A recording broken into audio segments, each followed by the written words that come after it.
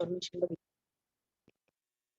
तर जे आपले टोटल वॉटर सप्लाय सिस्टीम आहे, वॉटर सप्लाय सिस्टीम मध्ये आपल्याला फर्स्ट फ्लो आपला जो आहे तो स्टार्ट करायचा असेल किंवा स्टॉप करायचा असेल, जे आपलं वॉटर प्रेशर आहे आपल्या पाईप मधलं ते रिड्यूस किंवा इन्क्रीज करायचं असेल, किंवा डायरेक्शन ऑफ फ्लो जे आपल्याला फ्लो आहे आपल्या वॉटरचा तो चेंज करायचा असेल, आणि जे टोटल सिस्टीम आहे त्याच्यातलं वॉटर प्रेशर कंट्रोल करायचं असेल तर आपण काय यूज करतो, मेकॅनिकल डिव्हाइस यूज करतो, जे आपला फ्लो आणि प्रेशर आपल्या टोटल वॉटर सप्लाय सिस्टीम मधलं कंट्रोल करू शकतो. त्याला आपण काय म्हटलेलं आहे, वॉल. त्याचे टाईप बघतोय आपण.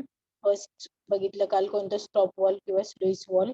जे आपण टोटल आपल्या जी सिस्टीम आहे वॉटर सप्लाय सिस्टीम त्याच्यामध्ये जर तुमचे जे लेंथ आहे, लेंथ ऑफ पाईप जर जास्त असेल तर तुम्ही at interval of 150 to 200 metre तुम्ही काय करू शकता, स्टॉप वॉल्व आहे ती प्रोव्हाइड करू शकता. आणि जर तुमची जी मेन लाईन आहे ती लॉंग स्ट्रेट मेन असेल तर तुम्ही at a distance of 1 kilometre तुम्ही जी स्टॉप वॉल्व आहे ती काय करू शकता, प्रोव्हाइड करू शकता. त्यानंतर चेक वॉल किंवा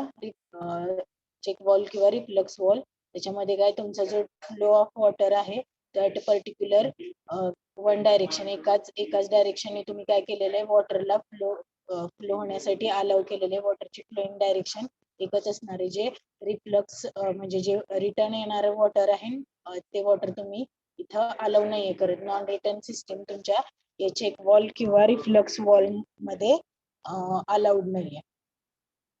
त्याचे दोन टाईप आहेत, स्विंग टाईप आणि लिफ्ट चेक वॉल. ते टोटली कशावर डिपेंड आहेत ते, तर तुमच्या पिवोट पॉइंट आहे. पिवोट तुमचं जे फर्स्ट आहे स्विंग चेक वॉल, तुमचा पिवोट पॉइंट डायरेक्टली काय करतो, तुमचे जे जी वॉल्व आहे ती अप आणि डाऊन अशी मुवमेंट होती तुमच्या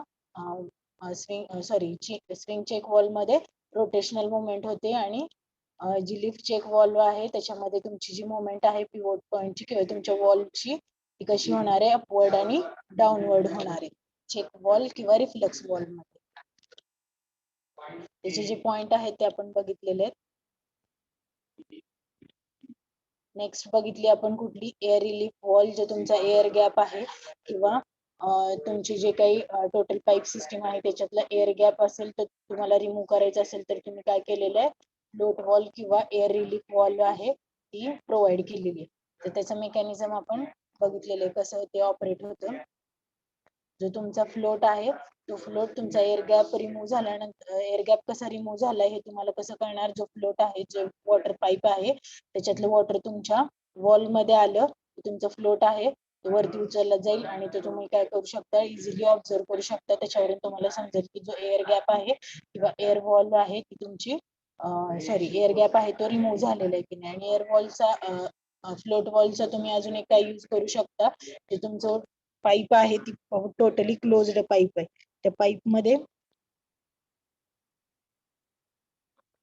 जी तुमची पाईप आहे टोटली क्लोज्ड पाईप आहे, त्या पाईप मध्ये काय तर तुमचं जे प्रेशर आहे पाईप मधलं ते मेंटेन करण्यासाठी काय करावं लागतं, तर तुम्हाला जो व्हेंटिलेशन आहे पाईप मधलं ते पण मेंटेन करण्यासाठी तुम्ही काय करू शकता, एअर रिलीफ वॉल्व्हचा तुम्ही यूज करू शकता.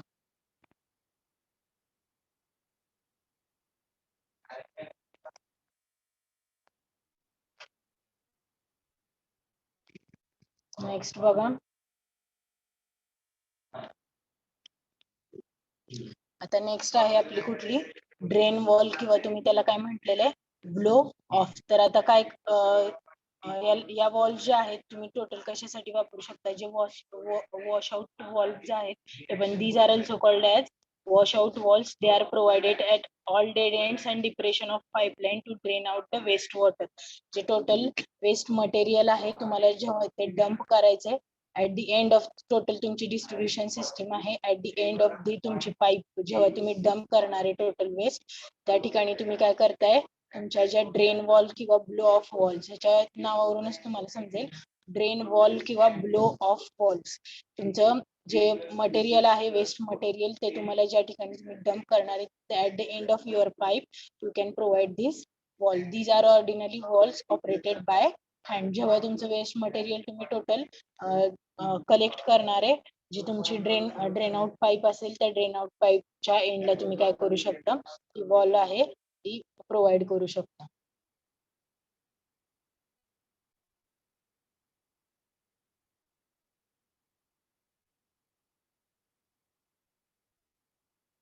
नेक्स्ट आहे आपली झिरो वेलोसिटी वॉल. तर झिरो वेलोसिटी वॉल मध्ये काय आहे, तुम्ही याला जे तुमचं वॉटर आहे, वॉटर अरेस्ट किंवा तुम्ही काय म्हणू शकता, जे तुमचा टोटल फ्लो आहे तुमच्या वॉटरचा, तो तुम्हाला जिथे थांबवायचा आहे, जे झिरो वेलोसिटी वॉल, तुम्ही जे टोटल आपलं वॉटर आहे ते वॉटर तुम्ही काय केलेलं, त्याचा फ्लो आहे ते तुम्ही पूर्ण इथं थांबवलेले. The principle behind design of this wall is to arrange the forward moving water column to zero movement, that is when its velocity is zero before any return velocity is establish. म्हणजे जे काही total तुमचं water आहे, वॉटरचा flow होतोय suppose, आणि तुम्हाला काय करायचंय, ते वॉटरची मुवमेंट आहे, जे वेलोसिटी आहे ती तुम्हाला टोटली थांबवायची. तर आपण इथं आता आपली जी फर्स्ट वॉल होती, आपलं जे वॉटर आहे त्याला वेलोसिटी आहे, प्रेशर आहे, आणि आपला जो फ्लो आहे, जे लार्ज क्वांटिटी, सपोज आपली जी पाईपलाईन आहे ती मोठी आहे, आपल्या त्याच्यातलं क्वांटिटी ऑफ वॉटर आहे ते पण लार्ज क्वांटिटी मध्ये, त्याला फ्लो आहे, प्रेशर आहे. तर आपण जे काही आपली व्हेलॉसिटी आहे ती आपण टोटली मॅक्झिमम आणि मिनिमम व्हेलॉसिटी आपण ऑलरेडी कॅल्क्युलेट केले. जर वॉटर तिथं मॅक्झिमम व्हेलॉसिटीने फ्लो होत असेल तर तिथं आपल्याला त्याचा फ्लो थांबवायचा असेल तर ते आपल्याला काय लगेच पॉसिबल नाहीये, कारण तिथे काय होऊ शकतं, बस्टिंग होऊ शकतं तुमच्या पाईपचं. जे टोटल वॉटरचं प्रेशर आहे ते तुमच्या पाईपला पण पाईपने पण बिअर केलं पाहिजे. तर अशा ठिकाणी जर तुम्हाला तुमची जी व्हेलॉसिटी आहे किंवा तुमचा वॉटरचा फ्लो आहे ते तुम्हाला लगेच थांबवायचा असेल तर तुम्ही तिथे काय करू शकता, तर झिरो वेलोसिटी वॉल आहेत, झिरो वेलोसिटी वॉल प्रोव्हाइड करू शकता. तर तुम्हाला जी फर्स्ट वॉल, स्लुईस वॉल किंवा स्टॉप वॉल दिलेली आहे, तुम्हाला याच्यामध्ये त्याला पण एक ड्रॉबॅक म्हटलं तरी चालेल, तुम्ही तुमची जे ऍट ए पर्टिक्युलर इंटरवल तुम्हाला टोटल वॉटरचा फ्लो आहे तो थांबवायचा असेल तर तुमचा जी मेन पाईप आहे तुमचा वॉटरचा फ्लो तुम्ही लगेच थांबवला तर तुमच्या वॉटर पाईपलाईन वरती काय येणार आहे, प्रेशर होणार आहे. सो त्याचं बस्टिंग होऊ नये म्हणून तुम्ही काय करणार आहे, ऍट अ पर्टिक्युलर इंटरवल तुम्ही जे स्लुईस वॉल आहेत किंवा स्टॉप वॉल आहेत ते प्रोव्हाइड केले.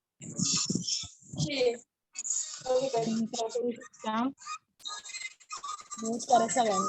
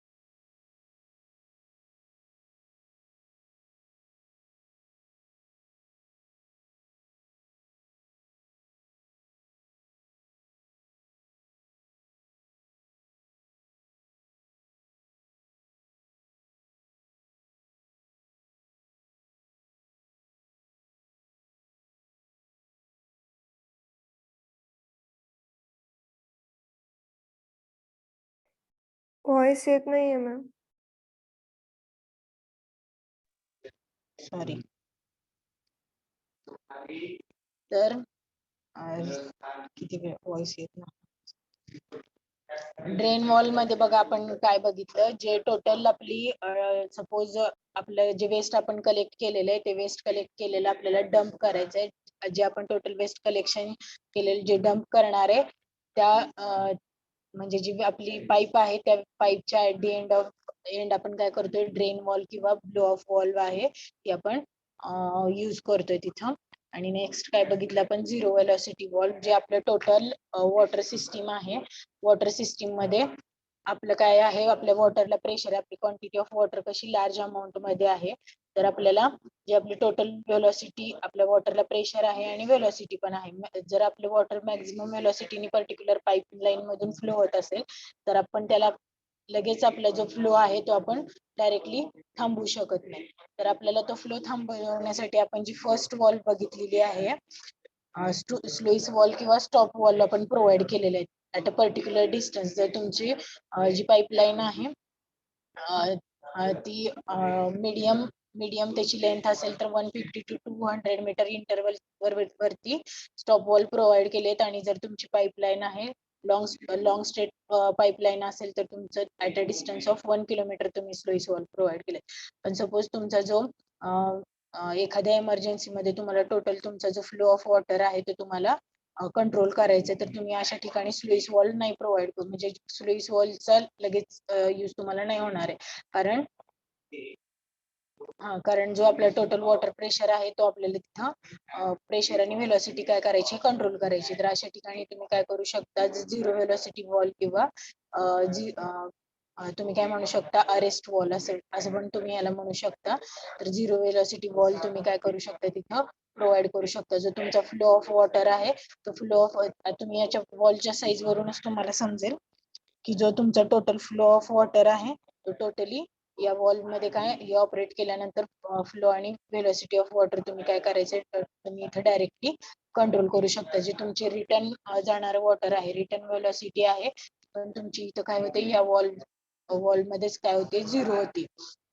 तर झिरो व्हेलॉसिटी वॉलला आपण काय म्हणतोय, वॉटर हॅमर अरेस्ट. जो काय आपला टोटल फ्लो ऑफ वॉटर आहे, जी आपली व्हेलॉसिटी आहे टोटल, ती आपली या वॉलचा यूज करून आपण काय करू शकतोय, कंट्रोल करू शकतोय किंवा टोटली मिनिमाइज करू शकतोय. The principle behind design of this wall is to arrange the forward moving water column to the zero movement. That is when म्हणजे काय, जे आपलं फॉरवर्ड मुव्हिंग वॉटर आहे, टोटल आपल्याला फ्लो ऑफ वॉटर आहे तो कंट्रोल करायचा आहे.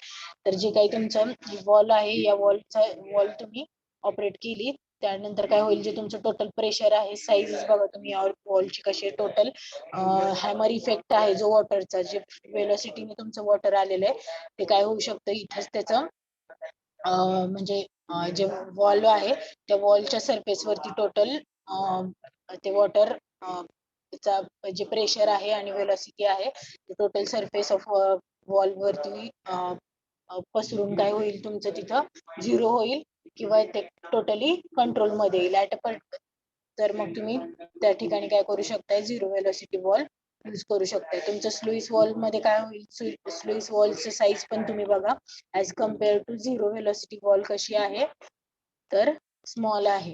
तर तुम्ही काय, जे काही तुम्हाला टोटल स्लुईस वॉलनी पण काय होणार आहे, तुमचं जे टोटल प्रेशर आहे किंवा वेलोसिटी आहे ती कंट्रोल होणार आहे. पण तुम्हाला लगेच तुम्हाला ते टोटल प्रेशर आणि वेलोसिटी झिरो करायचे, तर तुम्हाला त्या कंडिशन मध्ये स्लुईस वॉल ऑपरेट करायला नाही येणार, कारण वॉल डॅमेज होऊ शकते टोटल. तर झिरो वेलोसिटी वॉल मध्ये काय आहे, टोटल तुमचा सरफेस आहे जो वॉलचा तो काय करणार आहे, प्रेशर आणि व्हेलॉसिटी बिअर करणार आहे. जे हॅमर इफेक्ट आहे वॉटरचा तो पण तुमचा डायरेक्टली इथं कंट्रोल होणार आहे. सो तुम्ही काय करू शकता, झिरो व्हेलॉसिटी वॉल आहे ती इमर्जन्सी कंडिशन मध्ये तुम्ही तिथे यूज करू शकता.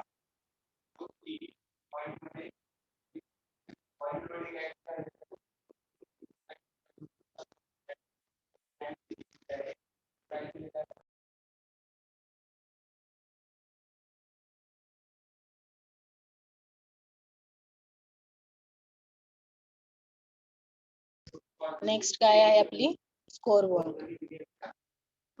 तर ही पण आपण कशा, जे ब्लो ऑफ वॉल आहे, जे आपले वेस्ट मटेरियल आपण कलेक्ट केलेले आहे त्या वेस्ट मटेरियल मध्ये जेव्हा जे टोटल वेस्ट मटेरियल आहे आपल्याला पर्टिक्युलर प्लेस तुम्हाला काय करायचंय ते डम्प करायचंय, तिथे आपण काय केली, ड्रेन वॉल किंवा ब्लो ऑफ वॉल यूज केली. तशीच तुमची काय आहे, स्कोर वॉल आहे, ती पण तुम्ही कशा कंडिशन मध्ये यूज करू शकता, जिथे तुमचं टोटल वेस्ट मटेरियल आहे ते तुम्हाला ज्या ठिकाणी डम्प करायचंय.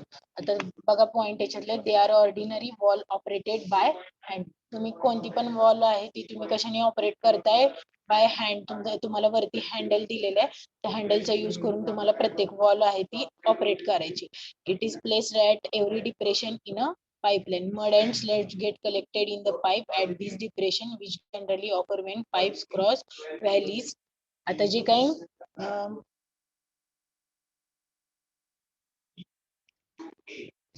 कावळे,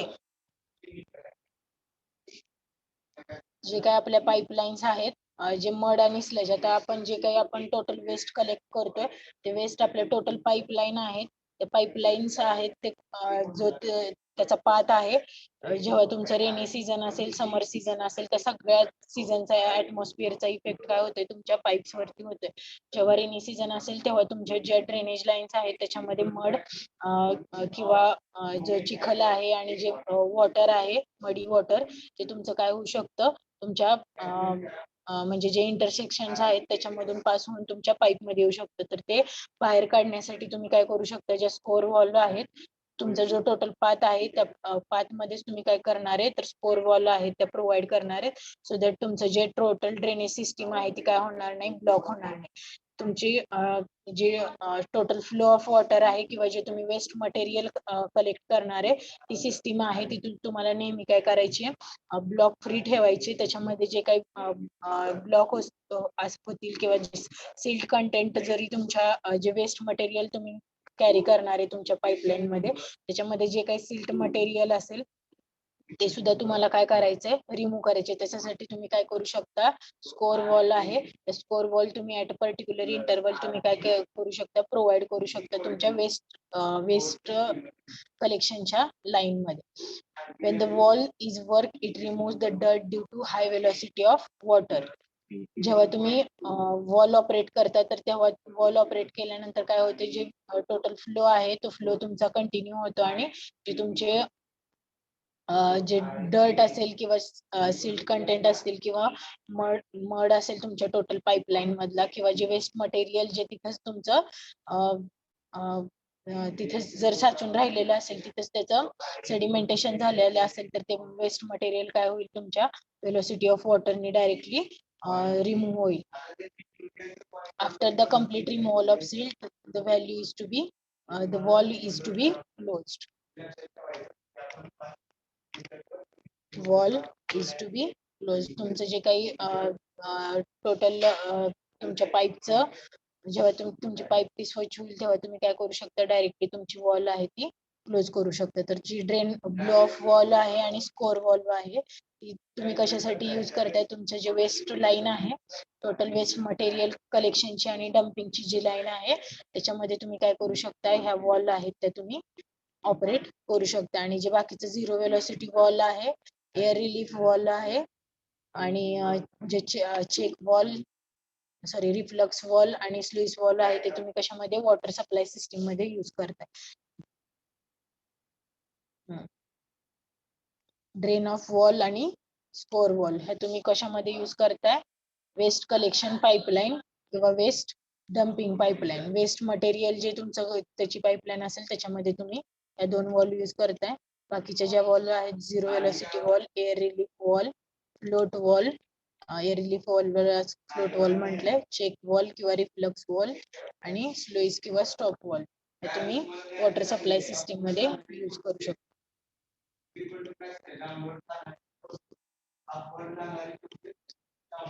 तर बघा, वॉल आहेत त्या इम्पॉर्टंट मेकॅनिझम आहे जे तुमचा टोटल फ्लो ऑफ वॉटर आहे तो टोटली तुमचा जे काही तुमचं वॉटरची फ्लोईंग कंडिशन आहे स्टॉप करायचंय, फ्लो करायचंय, डायरेक्शन चेंज करायची, टोटल वेलॉसिटी आणि फ्लो आहे तो कंट्रोल करायचा. हे सगळं तुमचं कशावरती डिपेंड आहे, तर तुमच्या ज्या वॉल्व आहेत त्या वॉलच्या मेकॅनिझम वरती डिपेंड आहे.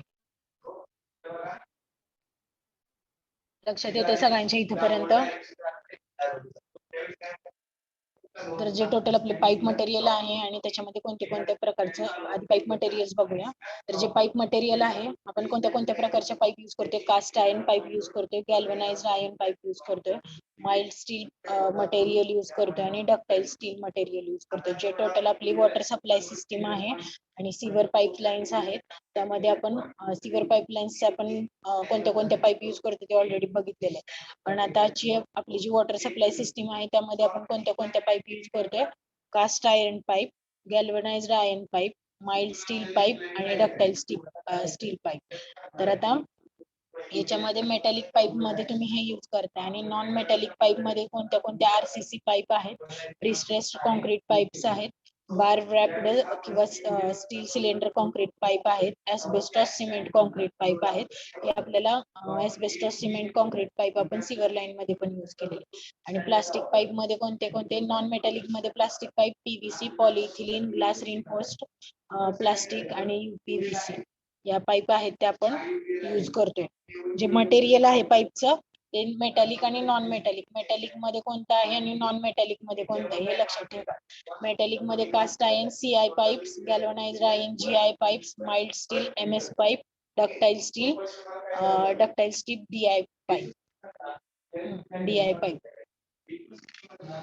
किंवा अजून कोणत्या? अजून एक सांगितलेले metallic pipes lined with cement mortar और इपॉक्सी लाइनिंग. हे पण तुमचं जे सिमेंट मॉर्टरनी कोटेड तुमची इपॉक्सी लाइनिंग पाईप पण तुमची कशामध्ये येते? तर मेटॅलिक पाईप्स मध्ये तुमची ती पाईप येते. आणि नॉन मेटॅलिक मध्ये total RCC, reinforced concrete pipe, prestressed concrete pipe, bar wrapped steel cylinder concrete, asbestos cement concrete आणि ज्या तुमच्या प्लास्टिक पाईप्स आहेत total PVC, polythene, glass reinforced pipe या टोटल तुमच्या कशामध्ये येतात? तर नॉन मेटॅलिक पाईप्स.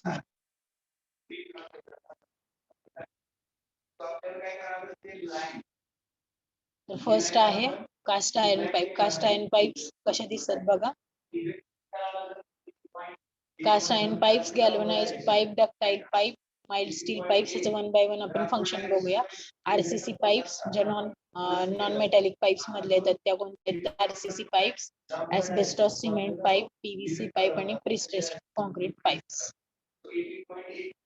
नेक्स्ट कुठल्या? पॉलिइथिलीन पाईप्स, HDPE पाईप्स आणि बार रॅप्ड स्टील सिलेंडर पाईप्स.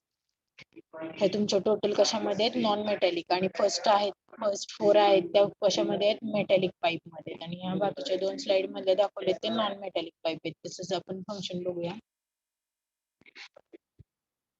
तर कास्ट आयर्न पाईप, तर कास्ट आयर्न पाईपला तुम्ही काय म्हणू शकता? CI pipe. त्याची टोटल लेंथ किती आहे बघा? 3.7 to 5.5 मीटर टोटल तुमची लेंथ आहे. आणि डायमीटर कसा व्हॅरी होऊ शकतोय? 50 to 900 मीटर. टोटल तुमची रिक्वायरमेंट कशी? तिथं किती अमाऊंट ऑफ वॉटर फ्लो होणार आहे त्याच्यानुसार तुमची या पाईपचे जे टोटल लेंथ आणि जे डायमीटर आहे ते तुम्ही चूज करू शकता. 3.7 मीटर टू 5.5 मीटर. आणि डायमीटर किती आहे? 500 mm टू 900 mm तुमचा जो या पाईपचा CI पाईपचा डायमीटर आहे तो तुम्हाला तुमच्या मार्केटमध्ये अवेलेबल मिळेल. सफिशियंटली करोजन रेजिस्टंट आहेत तुमच्या CI पाईप्स आहेत. कास्ट आयर्न पाईप जे तुम्ही त्याचा मेंटेनन्स व्यवस्थित केलं तर त्या काय करणार आहेत? तुम्हाला जे आउटपुट आहे ते आउटपुट व्यवस्थित देणारे. जे करोजन आहे पाईपचं ऍज कम्पेअर्ड टू तुमच्या अदर पाईप्स तुम्हाला ते काय करणार आहे? करोजन रेजिस्टंट पाईप आहेत. पण कुठली पण पाईप असेल तुम्ही त्याचा व्यवस्थित मेंटेनन्स केला तर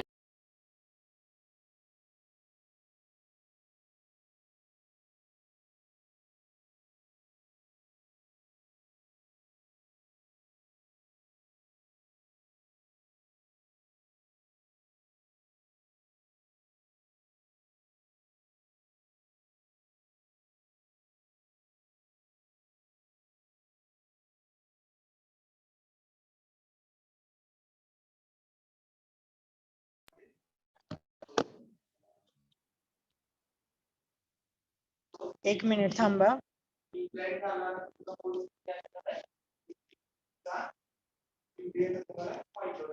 एकच मिनिट थांबा.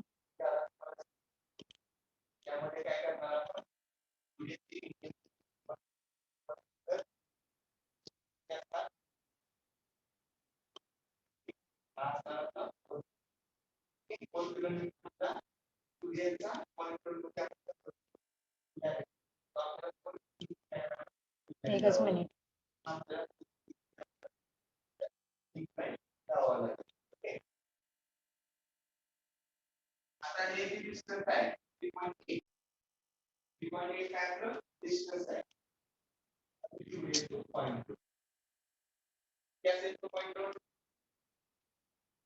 नेक्स्ट बघा, ऍडव्हान्टेजेस आणि डिसएडव्हान्टेजेस बघूयात आपण कास्ट आयर्न पाईप्सचे. तर जे कोणती पण पाईप आहे त्याचे तुम्हाला करोजन रेजिस्टंट पाहिजे. तुमचे जे क्वांटिटी ऑफ वॉटर आहे त्या क्वांटिटी ऑफ वॉटर तुमच्या त्या पाईप मधून काय झालं पाहिजे, सप्लाय झालं पाहिजे आणि ती इकॉनॉमिकल पाहिजे तुम्हाला. आणि ऍडव्हान्टेजेस मध्ये आता बघा, कॉस्ट कशी आहे, मॉडरेट अमाऊंट ऑफ कॉस्ट आहे. त्यामुळे तुम्हाला काय असणार आहे, कॉस्ट आहे ती मॉडरेट अमाऊंट मध्ये. तुम्हाला इकॉनॉमी कशावरून डिसाईड करायची, टोटल तुम्हाला कॉस्ट आणि मेंटेनन्स तुम्हाला कसा पडतोय त्या पाईपचा, त्याच्यावरून तुमची टोटल इकॉनॉमी आहे तुमच्या पाईपची ती तुम्हाला डिसाईड करायची. तरी कोरोजन रेजिस्टंट आहेत, जो मेंटेनन्स आहे तो तुम्ही व्यवस्थित केल्यानंतर काय होईल, तुमच्या पाईप्स आहेत ते तुम्ही लॉंग लाईफ साठी यूज करू शकतात. तर कॉस्ट आहे मॉडरेट, इकॉनॉमिकल आहे, स्ट्रॉंग आहे आणि ड्युरेबल आहे. कास्ट आयर्न पाईप आहेत ते कसे आहेत, स्ट्रॉंग आणि ड्युरेबल आहेत. कोरोजिव्ह रेजिस्टंट कोटेड, जे तुमचा मेंटेनन्स आहे तो तुम्हाला व्यवस्थित करायचे. तर ह्या पाईप्स कशा आहेत, कोरोजन रेजिस्टंट आहेत, त्याच्यावर तुम्ही जे कोटिंग आहे, सिल्वर कोटिंग असेल ते तुम्ही जर केलं तर तुमचं कसं असणार आहे, कोरोजन रेजिस्टंट आहेत त्या पाईप असणार आहेत. Easy to join, resist impact without damage. तर कसं आहे, ओव्हरऑल तुम्हाला इकॉनॉमीचा इकॉनॉमी कन्सिडर केली, जी कॉस्ट आहे, जे मेंटेनन्स आहे आणि कोरोजन रेजिस्टंट आहेत, हे तुमचे टोटल कशाचे, सीआय पाईपचे ऍडव्हान्टेजेस आहेत. आणि डिसएडव्हान्टेजेस मध्ये आता बघा त्याचे काय काय आहेत.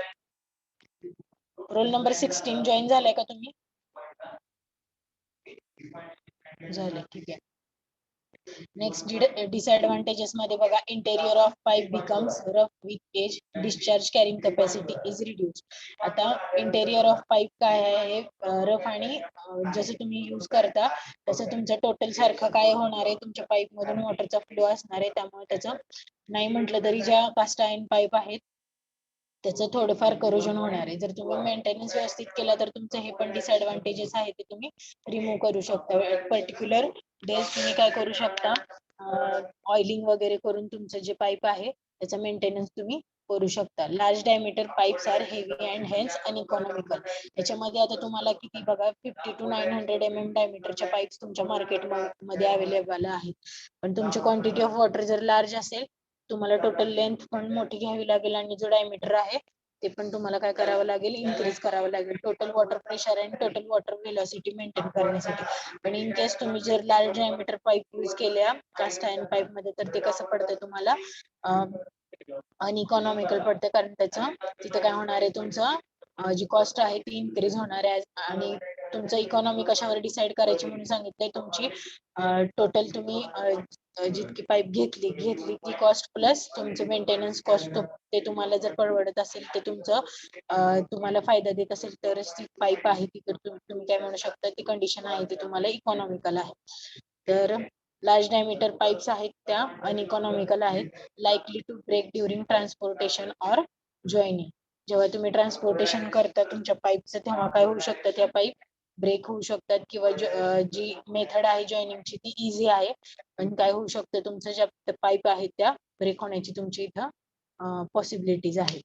तर कास्ट आयर्न पाईप मध्ये बघा, टोटल तुम्हाला 3.7 to 5.5 मीटर लेंथ मध्ये अवेलेबल आहे. जो डायमीटर आहे 500 to 900 mm पर्यंत अवेलेबल आहे. ऍडव्हान्टेजेस मध्ये मॉडरेट कॉस्ट, इकॉनॉमिकल, स्ट्रॉंग आणि ड्युरेबल आहेत. कोरोजन रेजिस्टंट आहेत at particular level, easy to join and resist impact without damage. आता हे रेजिस्ट इम्पॅक्ट विदाउट डॅमेज तुम्हाला प्रत्येक पाईप मध्ये असणार, कारण तिथे आपण पाईप सिलेक्ट करतानाच आपण काय करणार आहे, टोटल वॉटर प्रेशरचा आणि टोटल व्हेलॉसिटीचा आपण तिथे विचार करूनच ती पाईप आहे. पाईपचा सरफेस जर तुमचं टोटल प्रेशर आणि व्हेलॉसिटी क्लिअर करू शकत असेल तरच आपण तिथे ती पाईप यूज करणार. त्यामुळे हा जो ऍडव्हान्टेजेस आहे तो तुमचा सगळ्याच पाईप मध्ये येणार आहे. तर इथं अनइकॉनॉमिकल कधी, जर जे लार्ज डायमीटर पाईप आहे सीआय पाईपची, लार्ज डायमीटर पाईप तुम्ही काय, इथे तुम्हाला काय आहे, अनइकॉनॉमिकल आहे as compared to other pipes. आणि जे इंटेरियर आहे प्रत्येक पाईप, तुमच्या प्लास्टिक पाईप सोडलं तर बाकीकडे सगळीकडे तुम्हाला जो कोरोजन कोरोजनचा प्रॉब्लेम आहे तो तुम्हाला बाकीच्या पाईप मध्ये, ज्या मेटॅलिक पाईप आहे त्याच्यामध्ये कोरोजनचा प्रॉब्लेम येणार आहे. पण तुम्ही तिथे जर मेंटेनन्स तुमच्या पाईपचा व्यवस्थित केला तर तुमचा जो डिसएडव्हान्टेजेस आहे तो तुम्ही रिड्यूस करू शकता. ऍट म्हणजे 20 to 30% तरी रिड्यूस करू शकता.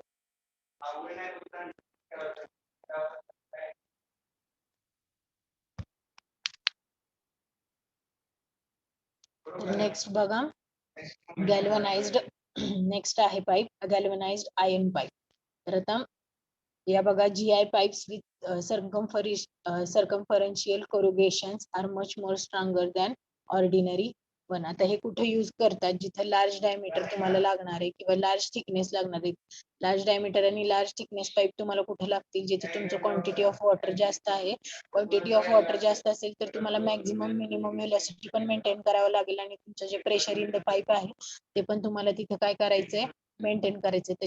अशा ठिकाणी जिथे quantity of water large quantity मध्ये, तिथे तुम्ही काय यूज करू शकता, GI पाईप्स म्हणजेच काय, गॅल्वनाइज्ड आयर्न पाईप्स यूज करू शकता. इथे CI पाईप्स आहेत ते तुम्हाला जेव्हा लार्ज डायमीटर मध्ये जर तुम्ही यूज केलं तर ते तुम्हाला कसे आहेत, अनइकॉनॉमिकल आहे, आणि जे ट्रान्सपोर्टेशन आहे तुमचे त्यामध्ये तुमच्या त्या पाईप्स कशा ब्रेक होऊ शकतात. तर तुम्ही तिथे काय यूज करू शकताय, गॅल्वनाइज्ड आयर्न पाईप आहेत त्या तुम्ही तिथे काय करू शकताय, यूज करू शकताय. Hence, they are used where large diameter of pipe, smaller thickness is required. तर जिथे लार्ज डायमीटर तुम्हाला लागणारी म्हणजे क्वांटिटी ऑफ वॉटर कशी आहे तुमची जास्त आहे, तिथे तुम्ही काय करू शकता, ज्या गॅल्वनाइज्ड आयर्न पाईप्स आहेत ते तुम्ही यूज करू शकता. Widely used for internal connection in the building. जे इंटरनल कनेक्शन्स आहेत बिल्डिंगचे तिथे तुमच्या ह्या पाईप्स आहेत त्या काय केलेल्या आहेत, यूज करू शकता तुम्ही. GI pipes are not cast but made by riveting or welding steel plates. तर ह्यांचं कास्टिंग कसं आहे, ज्या स्टील प्लेट्स आहेत त्याचं रिवेट आणि वेल्डिंग. आता तुम्हाला हे वेल्डिंगच्या वगैरे प्रोसेसेस माहितीच आहे. जे वेल्डिंग आहे किंवा रिवेटिंग आहे त्याचं स्टील प्लेट्स आहेत ते एकमेकांना जॉईन करून त्याच्यामध्ये तुमच्या जे GI पाईप्स आहेत ते तुमच्या डिझाईन केलेले आहेत.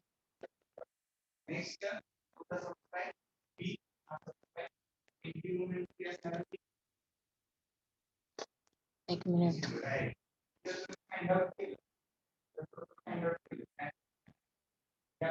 तर बघा, गॅल्वनाइज्ड आयर्न पाईप्सचे ऍडव्हान्टेजेस आणि डिसएडव्हान्टेजेस.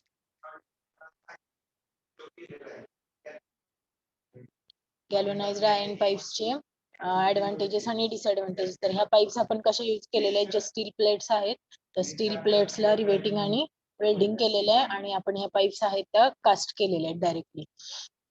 तर कसं, चीप, इकॉनॉमिकल पण आहेत, light, easy to handle and transport. तर तुमचा GI पाईप्सचा डिसएडव्हान्टेजेस होता, ट्रान्सपोर्टेशन मध्ये तुमचं काय होऊ शकतं, त्याचं ब्रेकिंग होऊ शकतं, तर ते तुमचं इथे नाही होणार. लाईट आहे, इझी टू हँडल, आणि ट्रान्सपोर्टेशन पण तुमचं कसं आहे, इझी आहे. इझी टू जॉईन, जे रिवेट आणि वेल्डिंगचे प्रोसेस आहेत त्यांनी आपण काय करतो, ह्या डायरेक्टली पाईप्स आहेत त्या जॉईन करतोय. लेस फ्रिक्शनल लॉसेस, जे तुमच्या पाईप आहेत, पाईप मधून जेव्हा वॉटरचा फ्लो होत असतो तेव्हा जे तुमचं करोजन होतंय, जे करोजन होतंय त्याच्या जे तुमचं वॉटर आणि पाईप यांच्यामधलं जे फ्रिक्शन आहे ते पण तुमचं इथं काय होतंय, जे स्टील प्लेट्स आहेत त्या स्मूथ असतात त्याच्यामुळे तिथलं फ्रिक्शनल लॉस आहे, फ्रिक्शन आहे ते कमी आहे. त्यामुळे तुमच्या पाईपचं हे एक ऍडव्हान्टेजेस आहे. जो सरफेस आहे तो स्मूथ असल्यामुळे काय होणार आहे, फ्रिक्शन आहे ते कमी होणार आहे. त्यामुळे फ्रिक्शनल लॉसेस मध्ये कोणता येतो लॉस मेन, तर जी आपली व्हेलॉसिटी आहे ती कमी होऊ शकते. जितकं जास्त फ्रिक्शन तितकी कमी व्हेलॉसिटी. सो जो फ्रिक्शनल लॉस आहे म्हणजे जी व्हेलॉसिटी तुमची आहे वॉटरची, जितकं तुमची लेंथ वाढेल पाईपची किंवा जितकं तुमचा सरफेस आहे तो हार्ड असेल तेवढं तुमचा व्हेलॉसिटी आहे, त्या व्हेलॉसिटीचा लॉस तुमच्या त्या सरफेस वरतीच होणार आहे. तो लॉस आहे तो इथं कमी होणार आहे. डिसएडव्हान्टेजेस मध्ये काय येतं बघा, लाईफ स्पॅन आहे GI पाईप्सचा, गॅल्वनाइज्ड आयर्न पाईपचा जो लाईफ स्पॅन आहे तो तुमचा कमी आहे. तो किती आहे, 7 to 10 years आहे. लाईफ स्पॅन आहे तो किती आहे, 7 to 10 years. Easily affected by acidic and alkaline waters, inclusions from easily inside of the pipe. जे तुमचं pH आहे तो तुमचा वॉटरचा तो डायरेक्टली काय करणार आहे, तुमच्या स्टील प्लेट्स आहेत त्या स्टील प्लेट वरती त्याचा इफेक्ट डायरेक्टली तुम्हाला तिथं दिसून येणार आहे. जे अल्कलाइन आणि ऍसिडिक वॉटर्स आहे त्याच्यामुळे तुमचं काय होणार आहे, ते पाईपचं करोजन आहे, त्या पाईपचं करोजन तिथं होऊ शकतं. त्यामुळे तुमचं लाईफ स्पॅन पण किती आहे, लाईफ स्पॅन तुमचा 7 to 10 years आहे तुमच्या GI पाईप्सचा.